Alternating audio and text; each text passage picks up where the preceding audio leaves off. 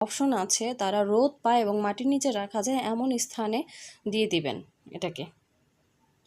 এই যে দেখেন বন্ধুরা, তৈরি হয়ে গেছে চাপা শুটকি।